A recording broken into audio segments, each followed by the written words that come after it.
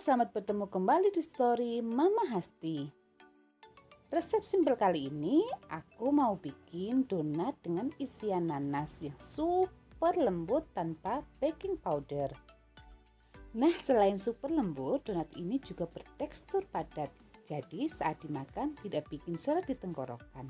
Langsung aja yuk kita ke cara membuatnya. Pada langkah awal, saya sudah sediakan 250 gram tepung terigu ditambah dengan 3 sendok makan gula pasir. Setelah itu, saya akan tambahkan 1 sendok makan ragi instan, lalu ada 2 sendok makan susu bubuk atau 20 gram ya teman-teman.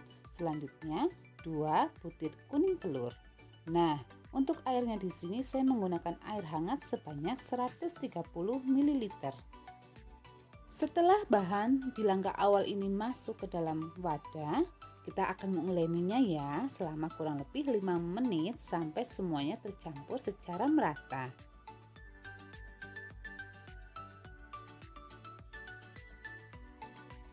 Adonan yang sudah kita uleni selama kurang lebih 5 menit, maka teksturnya akan seperti ini. Setelah itu barulah kita masuk ke langkah yang kedua ya. Tambahkan setengah sendok teh garam, 2 sendok makan margarin ke dalam adonan. Lalu setelah itu kita uleni kembali ya adonannya selama 15 menit. Nah teman-teman, pada adonan yang sudah kita campur dengan margarin ini, jika terasa lembek, jangan kalian tambahkan dengan tepung terigu. Teruslah kalian uleni, maka nantinya juga akan kalis dengan sendirinya.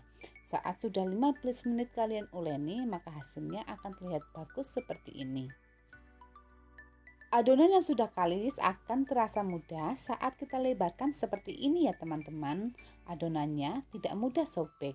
Nah sekarang waktunya kita mengistirahatkan adonannya sebelum kita masuk ke langkah berikutnya.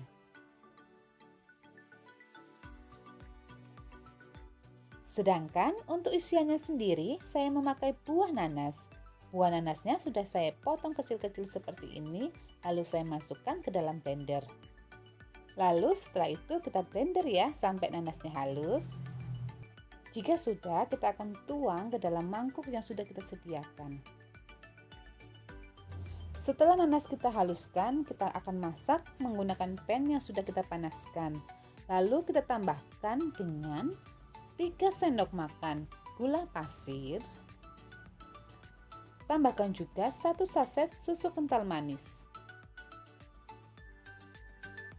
Sekarang kita masak nanasnya sampai airnya sedikit surut. Dan jangan lupa buat teman-teman selalu mengaduknya supaya tidak gosong. Lalu gunakanlah api yang sedang saja saat memasaknya. Sekarang nanasnya sudah matang, kita matikan dulu kompornya.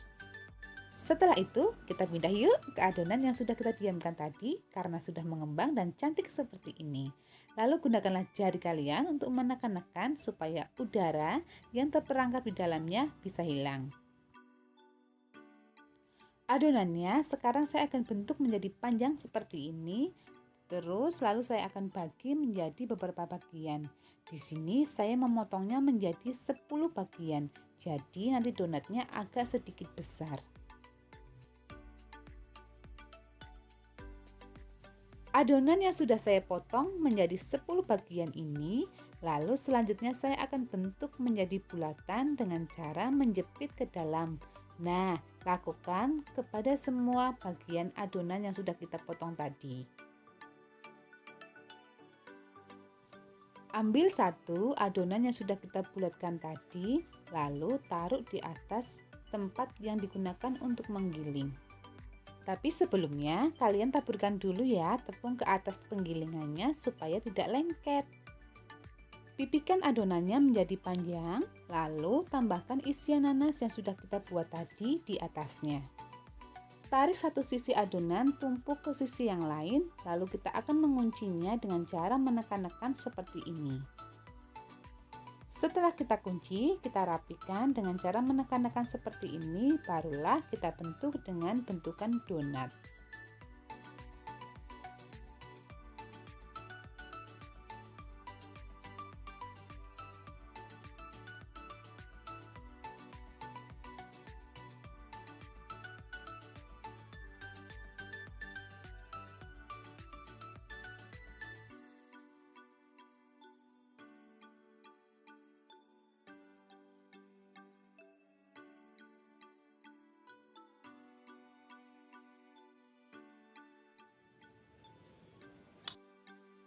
Nah, aku ulangi kembali ya teman-teman bagaimana cara teknik mengisi adonan dengan isian nanas. Supaya lebih jelas, kalian bisa melihat dan mencontoh nanti saat dipraktekkan di rumah.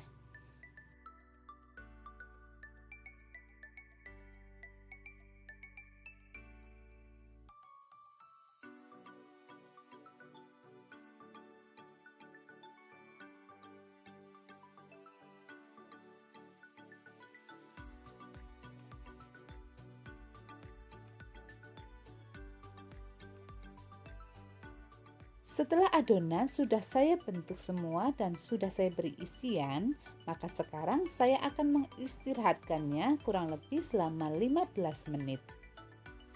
Maksud dari mengistirahatkan adonan kembali selama 15 menit adalah untuk mengistirahatkan dan adonannya akan membentuk 2 kali lebih besar dari size sebelumnya.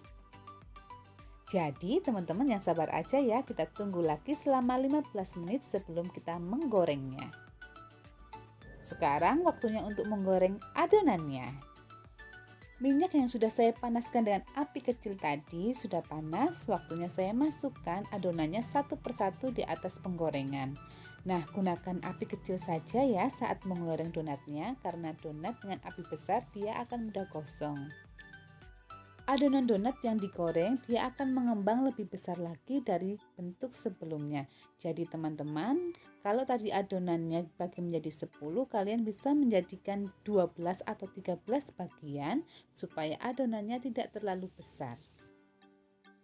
Pada saat menggoreng, jangan lupa kalian balik. Jika sudah kecoklatan, kita tiriskan terlebih dahulu, lalu kita ulangi dengan adonan-adonan berikutnya untuk digoreng. Tekstur dari donatnya saat diraba dari luar dia sangat renyah, saat ditekan-tekan dia sangat lembut. Nah, sedangkan untuk aromanya itu kita bisa mencium aroma susu yang sangat wangi. Semoga resep simpel kali ini bermanfaat dan kita bisa bertemu lagi di video selanjutnya. Terima kasih dan dadah!